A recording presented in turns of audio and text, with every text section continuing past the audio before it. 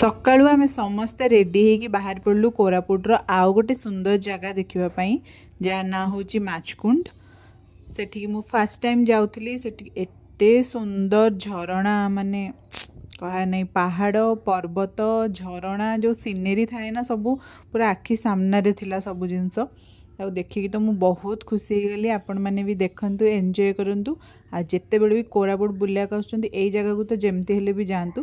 टिके सीढ़ी फिड़ी पड़िबो उठा चढ़ा टिके जो माने फिट थिबे तो तांको पई बहुत भलो अछि। अल्प सीढ़ी बट अनहेल्दी लोक मान पई मो भलिया तो बहुत सौ धंध हो गली मु।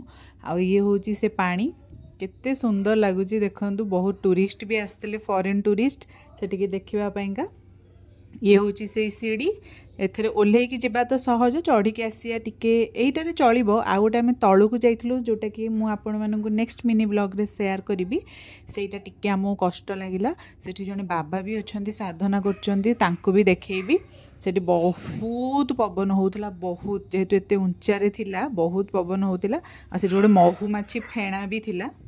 आ मु सुनली सेठी गोटे थरो महुमाछी माने अटैक भी करथिला। देखंतु केते परिमाणे से माने अछंती।